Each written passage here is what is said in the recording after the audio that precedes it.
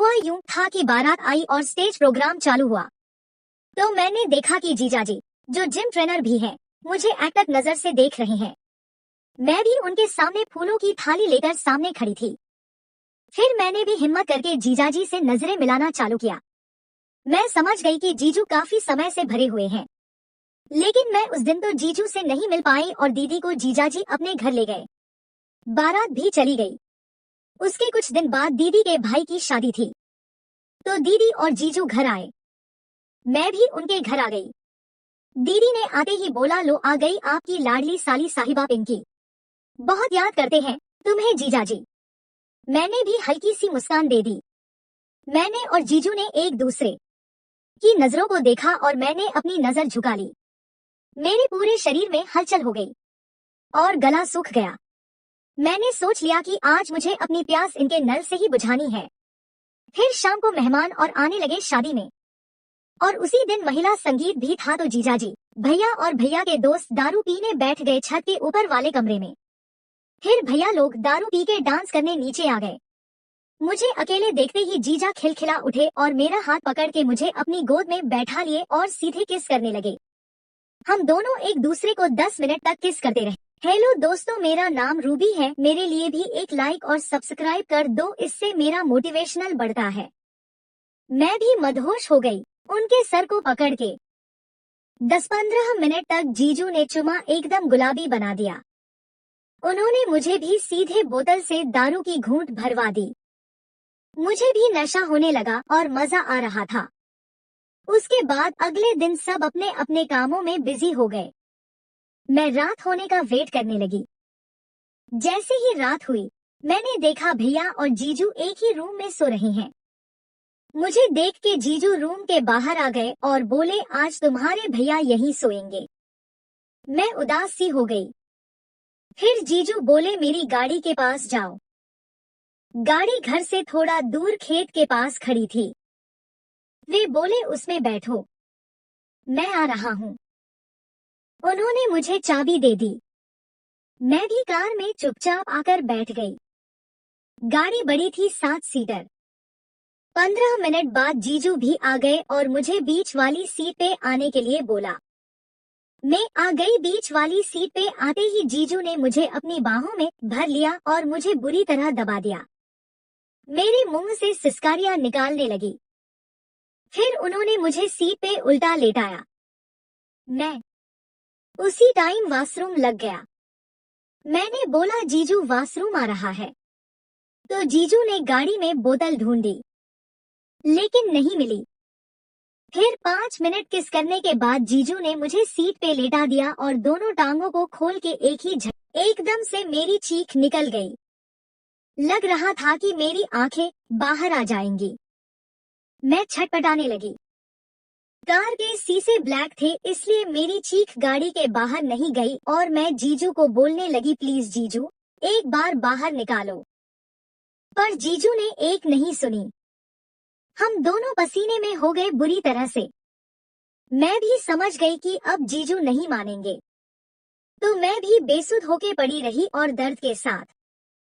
फिर उठे। हम दोनों ने अपने अपने कपड़े ढूंढे और पहन के एक दूसरे को चुमा। जीजू ने मुझे घर जाने के लिए बोला। मैंने भी चारों तरफ देख के कार का गेट खोला और उतरकर अपने घर की ओर चली गई।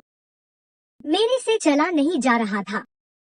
मैं सीधे अपने घर गई और वॉशरूम में जाकर नहा के कपड़े बदले और सो गई। सुबह उठी तो उठा भी नहीं गया। दर्द से हालत खराब थी। पिंकी अपनी दीदी सोनिया के घर छुट्टियां बिताने आई थी।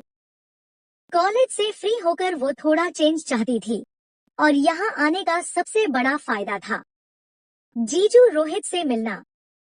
रोहित एक प्रोफेशनल बॉडी बिल्डर थे। चौड़ा सीना, सख्त बाजू और चेहरे पर वो कॉन्फिडेंट मुस्कान जो किसी का भी दिल हिला दे।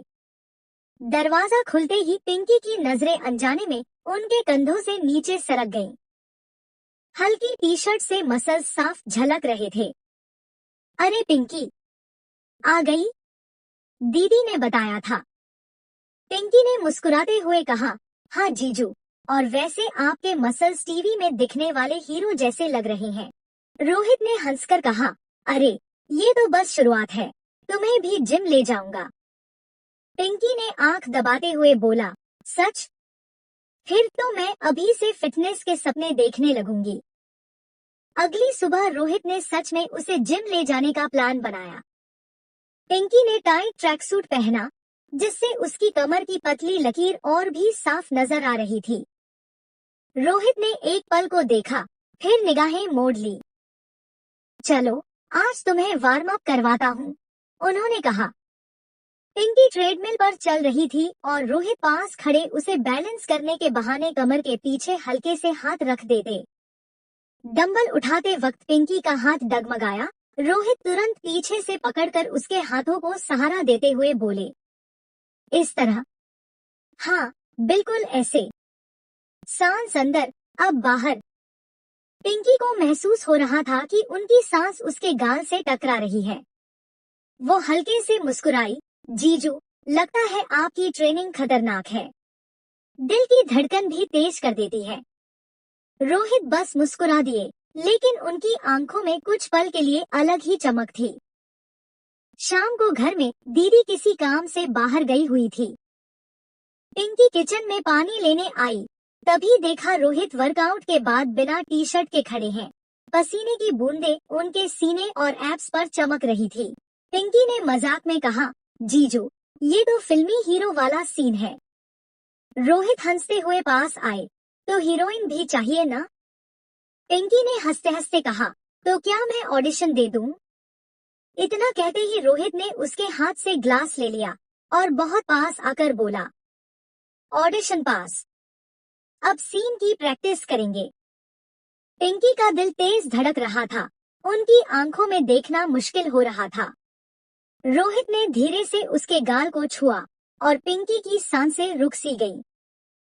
तभी बाहर से दीदी की गाड़ी के हॉर्न की आवाज आई और दोनों अचानक पीछे हट गए। पिंकी कॉलेज की होनहार, थोड़ी शरारती और बात बात पर हंस देने वाली लड़की थी। छुट्टियों में वह अपनी दीदी के घर आई हुई थी। दरवाजा खोलते ही सामने खड़े थे उनके जीजू रोहित, जो एक प्रोफेशनल बॉडी बिल्डर थे। चौड़ी छाती, सिक्स पैक और मुस्कुराने पर गाल में पड़ते डिंपल पिंकी की आंखें एक पल के लिए ठहर गईं। अरे पिंकी, दीदी ने बताया था तुम आने वाली हो। आओ, सामान मैं उठा देता हूँ।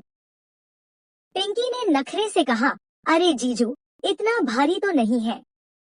आप तो वैसे ही भारी भरकम है। दोनों हंस पड़े और उसी पल से उनके बीच एक अनकहा सा कनेक्शन बनने लगा। एक दिन रोहित जिम जाने लगे तो पिंकी ने छेड़ा, जीजू, आप जिम में कितना टाइम लगाते हो? कहीं मसल्स के साथ साथ दिल भी स्ट्रॉन्ग कर रहे हो? रोहित मुस्कुराए, दिल तो पहले से ही स्ट्रॉन्ग है, पर चाहो तो तुम्हें भी जिम में ट्रेन कर सकता हूँ। पिंकी ने मजाक में हामी भर दी। अगले दिन रोहित उसे जिम ले गए। वहां उन्होंने पिंकी को सही तरीके से डंबल उठाना सिखाया और जब पिंकी का हाथ लड़खड़ाया तो रोहित ने पीछे से पकड़कर उसे बैलेंस कराया। उस पल पिंकी के दिल की धड़कन डंबल से ज्यादा भारी लगने लगी। दिन बीतते गए और पिंकी को अब जिम से ज्यादा जीजू के साथ वक्त बिताना अच्छा लगने लगा। वह उनसे डाइट, फिटनेस और यहाँ तक कि उनकी पुरानी लव स्टोरीज भी पूछने लगी। एक शाम छत पर ठंडी हवा के बीच पिंकी ने कहा, जीजू, आपने दीदी से शादी क्यों की? रोहित थोड़ी देर चुप रहे, फिर बोले, क्योंकि वो मेरी जिंदगी में सही समय पर आई। और किसी इंसान की जिंदगी में टाइमिंग बहुत मायने रखती है। पिंकी ने धीरे से कहा, और अगर कोई इंसान बाद में आए तो? रोहित ने उसकी आंखों में देखा, लेकिन कुछ बोले नहीं, बस मुस्कुरा दिए। छुट्टियां खत्म होने वाली थी।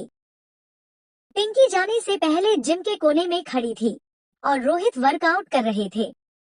जीजू, मैं जा रही हूँ, शायद अगली छुट्टियों में फिर मिलूंगी। रोहित ने उसकी तरफ देखकर कहा, अपना ध्यान रखना, और हाँ, दिल का भी वर्कआउट रोज करना। पिंकी मुस्कुरा कर चली गई, लेकिन उसके मन में वो सब पल हमेशा के लिए कैद हो गए।